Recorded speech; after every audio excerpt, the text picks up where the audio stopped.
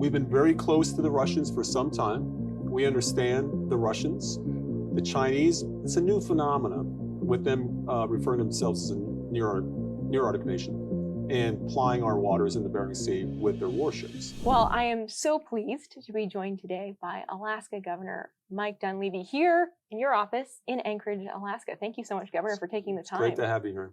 So I want to dive in by talking about a situation that's evolving pretty quickly related to China and Russia specifically. Alaska has a really strategic location. It's actually only 55 miles from mainland Russia. Right now we're seeing that both China and Russia are performing exercises very close to Alaska. What do we know about these exercises that are being performed? Well, there's been naval exercises. There's been joint flyovers in what, not necessarily our airspace, but identification airspace, which is between the Russian airspace and our airspace. And it's becoming more frequent. There's no doubt about it. We just got word today that the North Koreans fired some intermediate missiles. I'm not sure exactly where they landed, but they probably were tests again. And so it is a dangerous neighborhood. We've been very close to the Russians for some time. We understand the Russians. The Chinese, it's a new phenomenon with them referring to themselves as a near Arctic nation and plying our waters in the Bering Sea with their warships. So they're amping up their, I think these are, test cases and probes, and they're doing their exercises. But because of the instability in the world, and to some degree, I think some of these countries are questioning America's resolve, you may be seeing more of these activities in the future.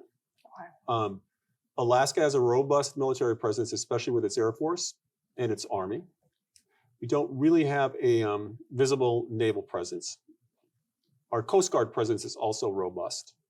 But nonetheless, I think what you're seeing is are these countries probing our defenses. We had those balloon flyovers, months ago, almost a year ago. And so I think they're testing us. Yeah, it's an intimidation tactic in a way. Mm-hmm. What's the U.S. response been? We've sent the U.S. has sent personnel out to Shimia Island, which is in the Aleutians. It's a military base out in the Aleutians. I think they're having discussions with their personnel, their staff here in Alaska. I think you're seeing more activity with our fighter intercepts. And I hope there's a robust discussion happening in Washington with regard to ensuring Alaska gets more icebreakers so we can patrol our waters.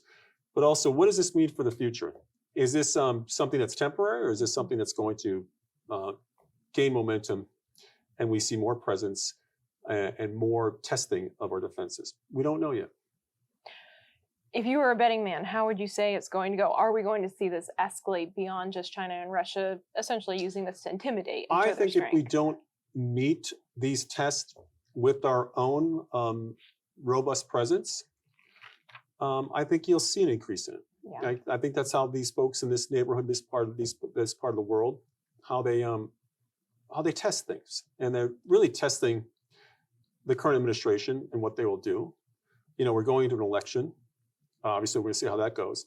But I think they're trying to figure out, is America the America that it was, or is this going to be a new America that may not respond to these threats? So we're going to find out. But I'm hopeful that the folks in Washington see it for what it is. Yeah. Well, let's talk for a second about the situation in the Arctic. We've seen that China has been ramping up its Arctic military capabilities. Explain what's happening there. What is making the Arctic such an appealing asset for Russia and China? Well, it's the Arctic is the climate is warming. The Arctic is becoming there's less ice in the Arctic for longer periods of time. So there will be attempts to actually circumnavigate the Arctic. And I think some countries, like China, are once again probing and seeing how far they can go into the Arctic, and can they potentially lay claim to some of the minerals and resources underneath the sea, underneath the ice. And so they're flexing their muscles. They're testing us. They're testing our neighbors in the Arctic to see exactly what we'll do, what our response is going to be. And so, again, where this goes, I think if the Chinese believe that there's going to be no response, I think you'll see an increased presence, and how that manifests itself in the future, it's only a guess, but I don't think it's going to be good for America. I don't think it's going to be good for our Canadian neighbors or our Nordic neighbors as well. Yeah. So in many ways, it sort of comes down to a battle over resources in a way. It's a battle over resources, but I think it's also a battle over projecting one's presence internationally in international waters as well. Okay, that makes sense. On that topic of resources, talk through a little bit, if you would, the natural resources within Alaska. Oh, within Alaska, we've got it all. We've got oil, gas, timber, rare earths, 49 of the 50 rare earths, gold, copper, graphite, lead, zinc. I mean, not just a little bit, but enormous deposits of these minerals, elements, and rare earths, and timber as well. We have tremendous resources in Alaska. And these are resources that we believe, if allowed to be developed by our federal government, because much of this is on federal land, we could be the answer to a lot of problems that America has with regard to resources. Antimony, for example, has come up that the Chinese are withholding export of antimony. We have antimony deposits in Alaska. What is antimony? It's a rare earth. It's an element that is used in specific applications. We have it here in Alaska. The Chinese have it, but it's a strategic rare earth element. We have it. Yeah. And so again, with our mining, oil and our gas, we have currently 66 sanctions against us by our own federal government, prohibiting offshore oil exploration in the Outer Continental Shelf, limiting NPRA oil exploration, not following through on the ANWR leases, which were in law in 2017. The list goes on and on and on. And these are sanctions against the 49th state. We are part of this country. We have more sanctions against us than I believe Iran has against them by our own federal government. So we just need to be able to develop our resources on federal land and on our state lands and become, again, the solution to many of these problems. Mm-hmm. We don't want to offshore our national security to China or Russia. In order to do that, we have to develop our resources here at home. If you all were permitted to develop your resources here at home, could America be 100% energy independent? Oh, definitely 100%. Yes. We're, I think if we're not exporting now, especially we are exporting natural gas, I think we could be a net exporter across the board on energy of all kinds. Yeah. Absolutely. And what's your response to folks who would say, but what about the environmental impact of that? Yeah, you want to do it here in America because you could protect the environment. If you offshore, you have no say over how the environment is treated. And if history is any indication, the Russians, the Chinese, and others, they don't treat their environment very well. So you spoil the environment over there. You give money to nefarious regimes, child labor, minority treatment of minorities is also in question. And from a strategic standpoint, when you offshore your mineral exploration and your smeltering and processing, you leave the country in a vulnerable position. And we see that now. Yeah. Is anything going to change under the current administration in this regard? There's no indication. If anything, it'll probably get worse, to be honest with you. Okay. What does, if you were advising our next president, regardless of who it is, to say, okay, these are the steps that need to be taken in order for America to both protect the environment and move towards energy independence, help our partners overseas, what steps would you say, hey, this is what we can do here in Alaska to be a part of that strategic plan? Well, remove the executive orders that have been piled on by this administration, allow us to develop the resources both on federal and state lands, unleashed all of these opportunities for the job creation possibilities, wealth creation, but again, national security and being a solution to our energy and our mineral issues here in the United States of America. If you want a green economy, which some do, you need the minerals and elements that we have. If you want to be a leader in energy, we need to develop our oil, gas, and our renewable resources as well. There's no more, in my opinion, there's no more talk really about transition. It's additionality. We need as much energy as possible. We can certainly provide that energy for ourselves and our allies, and we just need to have the opportunity to do it. So I would advise anyone that's sitting in the White House, to just cut loose the handcuffs that they put on us. Let us develop. You mentioned that national security side. Explain that a little bit more, if you would. How does energy development tie in so Well, closely? if you have to get your energy from the Iranians, if you have to get your minerals and your refined materials from China, you're in a vulnerable position.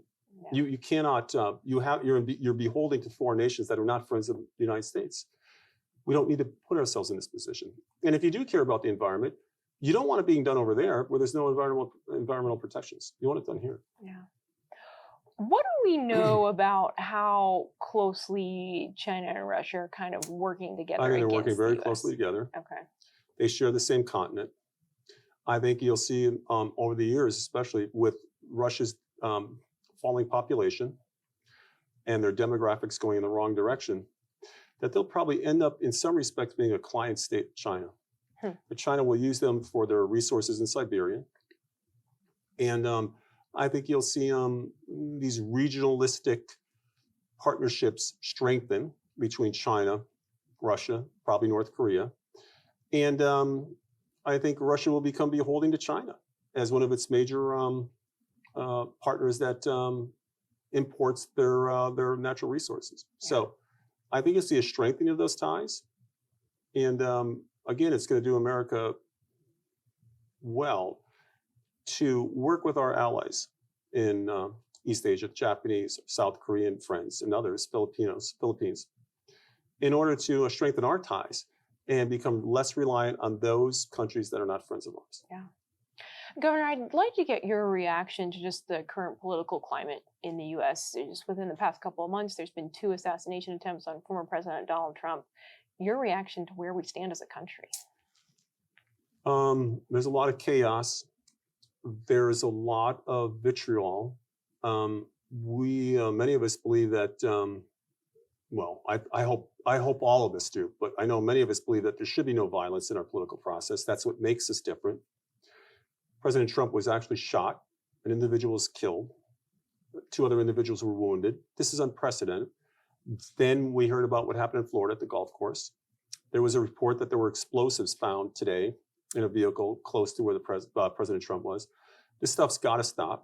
There's got to be an increased security presence for President Trump as he's campaigning. And there's got to be an increased presence for President Biden and candidate Harris. Yeah. We cannot become a country that settles its disputes by harming political candidates. Can't have it. And so I think Americans all need to take a deep breath, rely on our history and our institutions to get us through this process in this period of time, and show the world that we're still a leader across the board. We've talked about a lot of pretty heavy topics. So let me ask you, are you optimistic for the future of our country? Yeah, I am. They've counted America out for so long, many times, that are in our almost 250-year history that we weren't going to make it, whether it was at this inflection point or that inflection point. We're in a tough time now. But nonetheless, I think America's going to be around for quite some time. I hope that we are still a leader in this world. We have all the makings to continue our leadership role. We just got to believe in ourselves and make sure that we have people in place that are going to put good policies in place. Absolutely. Governor, anything you'd like to add before I let you go? Well, don't forget to vote. And again, America can take care of itself, can take care of its allies, and continue to be the leader in this world for freedom and opportunity. Excellent. And Alaska is a cornerstone to all of that.